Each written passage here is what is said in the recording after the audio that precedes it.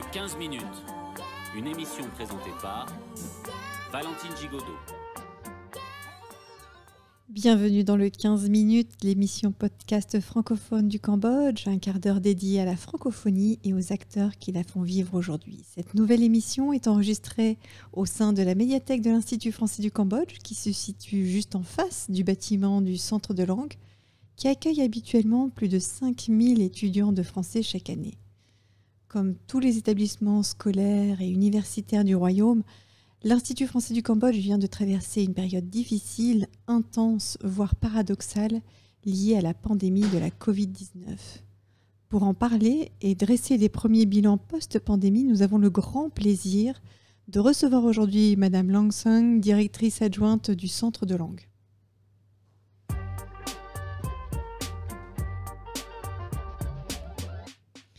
Bienvenue Lang, vous êtes directrice adjointe du Centre de langue depuis plus de 15 ans et enseignante à l'Institut français depuis 1996.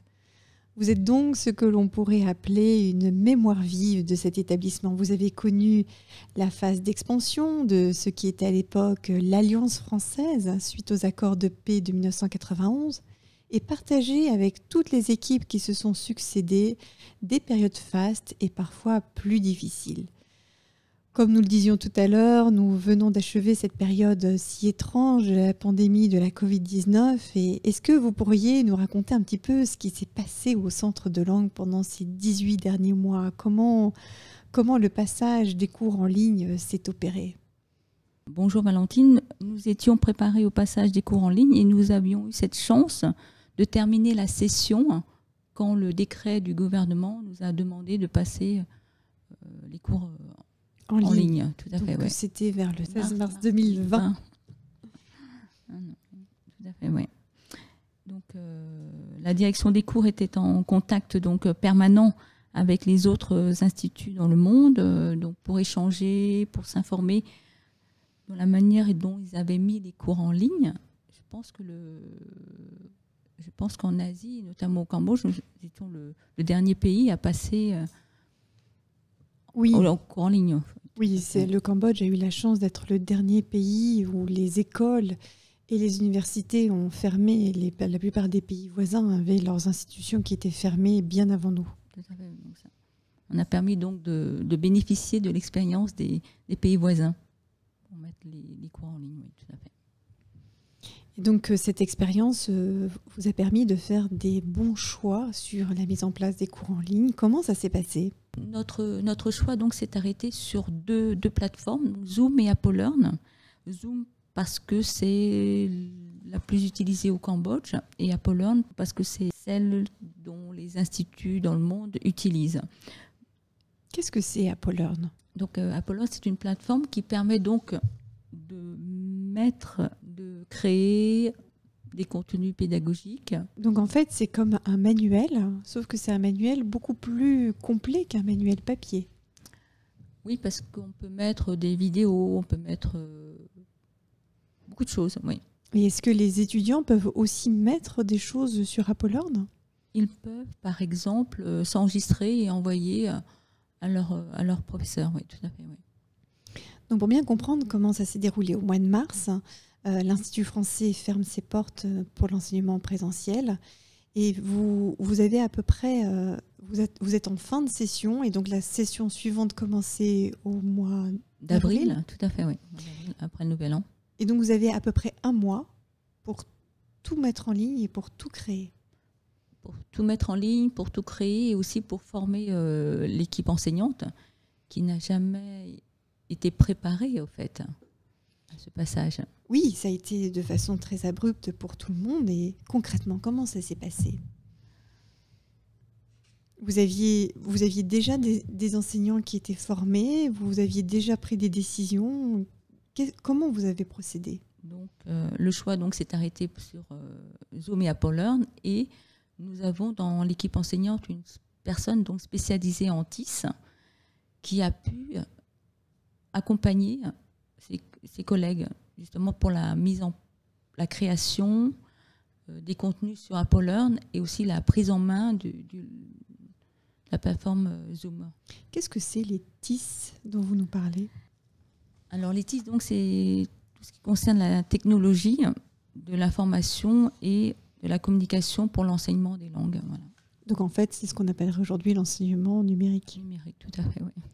Donc vous avez une enseignante qui a pu passer du temps avec ses collègues pour les accompagner et pour essayer de faire en sorte que chacun puisse produire du matériel qui alimentait ApoLearn. Tout à fait, oui. C'est-à-dire que pour les enseignants qui étaient habitués en cours en présentiel de faire des photocopies, c'était pour eux l'occasion justement de mettre aussi en place de réinvestir au fait les formations qu'ils avaient reçues au fait. J'imagine que quand les enseignants ont commencé à utiliser le matériel avec leurs apprenants, avec leurs étudiants, ils ont dû rencontrer sans doute également des difficultés inattendues. Des difficultés techniques. C'est-à-dire Internet qui ne marche pas. Internet qui ne marche pas, tout à fait, oui. Mais je profite au passage pour remercier aussi cette équipe enseignante qui n'a jamais baissé les bras, qui a vraiment tout fait pour que les cours se passent au mieux voilà, avec leurs apprenants. Ouais. Oui, ça a dû sans doute créer des relations nouvelles, une énergie nouvelle parmi l'équipe enseignante. Oui, je pense qu'il y a eu quand même beaucoup de frustration au départ. C'est vrai que est-ce que je serais apte à enseigner en ligne ou pas et tout ça, mais il y a eu vraiment un accompagnement aussi psychologique. Je veux dire que la direction des cours a vraiment tout fait pour vraiment les accompagner, vraiment être à l'écoute. Pour leur donner confiance en eux. Tout à fait, oui. Et quand les cours en ligne se sont mis en place concrètement avec les apprenants, comment les enseignants ont réagi ? Qu'est-ce qui s'est passé ? Je pense que la principale difficulté des cours en ligne, c'est vraiment de se retrouver là face à un écran noir, en fait. La grande majorité des étudiants cambodgiens n'allument pas leur caméra. Donc vous êtes un peu là en train de vous dire, vous êtes un peu tout seul à parler face à un écran noir. Oui, et sans doute que les apprenants n'allument pas leur caméra, non pas pour se cacher, quoique, mais aussi pour des raisons de débit Internet. Il y a un peu de tout. Je pense que ceux qui sont sur Phnom Penh, je pense que les étudiants ne sont pas habitués aussi à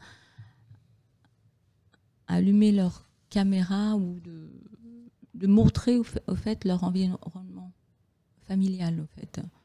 Ah oui, c'est intéressant. Ça veut dire que par le Zoom, tout le monde est rentré dans une partie de l'intérieur des autres élèves de la classe. Ça fait, on rentre dans l'intimité des gens. Et souvent, certains étudiants qui sont à la campagne, effectivement, on entend vraiment la vie de famille, quoi, la vie. Ou bien le coq du village qui chante. Voilà.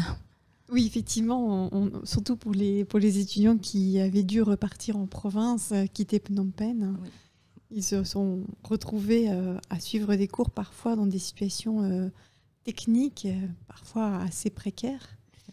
Ce qui est formidable parce que j'ai cru comprendre que malgré toutes ces difficultés, malgré tous les prétextes qui auraient pu être donnés pour arrêter l'apprentissage du français ou en tout cas le ralentir, les étudiants se sont formidablement adaptés. Oui, tout à fait. C'est-à-dire que nous avons eu quand même, pour la session d'avril, nous avons eu, je pense, 1300, 1400 étudiants, ce qui est quand même un chiffre... Tout à fait. Ça veut dire que les étudiants ont continué à apprendre le français, oui. Et est-ce que les étudiants ont rencontré beaucoup de difficultés techniques au-delà de l'Internet? Est-ce que la prise en main des plateformes comme ApoLearn ou Zoom était compliquée pour eux? Nous avons pensé à eux et nous avons demandé donc à une enseignante de faire un tutorat en khmer, justement pour les aider, pour les accompagner, notamment pour ceux vraiment pour les niveaux débutants, qui n'ont jamais été habitués. Oui. Ouais. Et ce tutorat, beaucoup d'étudiants ont demandé ce tutorat ou vous vous êtes rendu compte que la plupart des étudiants étaient quand même assez familiarisés avec ces outils? Non, nous avons voulu vraiment les accompagner au bout. Donc, Nous avons donc créé une vidéo en la postant sur le Facebook de l'Institut. Voilà. Aujourd'hui, les cours en ligne ont repris pour cette session. Donc, on peut espérer parler de cette pandémie au passé et peut-être de faire un premier bilan. Selon vous, quelle est la différence entre les cours en présentiel et les cours en ligne ? Je pense que rien ne vaut un cours en présentiel. Hein, d'accord. Il y a déjà le contact le contact direct avec les apprenants. Chaque enseignant donc enseigne à sa manière, à une façon de faire qui est différente. Il y a tout ce qui est quand même la communication qui est non verbale, qui est aussi importante. Là, comme je vous avais dit, en cours en ligne, on est face à un écran noir, donc on ne sait pas si l'apprenant est là déjà, ou s'il comprend ou pas. Alors que là, sa présence en classe, le mimique fait que on peut très bien comprendre si l'apprenant a très bien compris ou pas, quoi. Ce qu'on appelle le langage non verbal. Verbal, tout à fait, oui. Puis il y a aussi ce jeu du regard et tout. C'est vraiment quelque chose. Oui, puis sans doute que quand on apprend une langue étrangère, on apprend aussi beaucoup des erreurs des autres élèves de la classe. Il y a aussi d'être en groupe. C'est vrai qu'un cours en présentiel, un apprenant a plus tendance à aller voir l'enseignant à la fin du cours. Alors que là, sur les cours en ligne, c'est l'heure, il éteint sa caméra, il n'y a plus rien. Voilà. Et du côté des enseignants, vous avez dû accompagner, il y a eu des formations pour les enseignants. Comment ça s'est passé ? Oui, on a eu cette chance justement cette année 2021 de bénéficier, grâce à l'ambassade de France au Cambodge, dont vous faites partie, donc Valentine, de mettre en place avec le CLA de Besançon des formations pour tous les enseignants du Cambodge qui enseignent le français, que ce soit pour les gens de l'Institut ou dans les ministères. Oui, tout à fait. Oui. Oui, ou des enseignants des classes bilingues et tous les enseignants de français du Cambodge. Dans ces formations, qu'est-ce que vous avez appris ? Beaucoup de choses. Les formations sont toujours aussi excellentes et on apprend beaucoup de choses pour pouvoir justement réinvestir dans les classes, de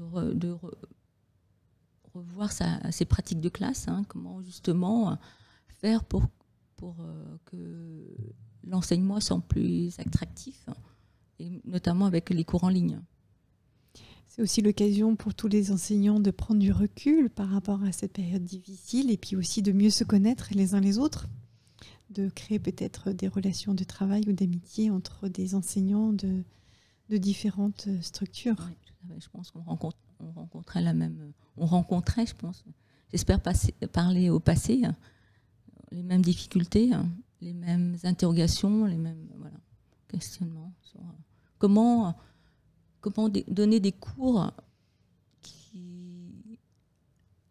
attractifs et vivants, oui, par rapport par les cours en ligne.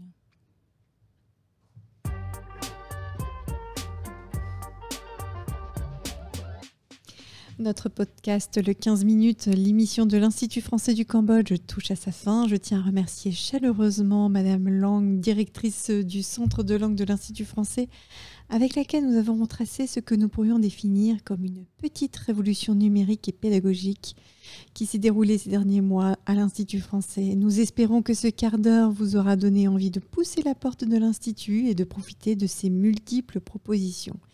Merci à Valentin Rodriguez, Marie-Lou Canovas, Golvin Shadow et Van Actron pour la réalisation de ce podcast que vous pourrez retrouver sur notre page Facebook, sur la chaîne YouTube de l'Institut français et le site internet. Et n'hésitez pas à la partager. À très bientôt.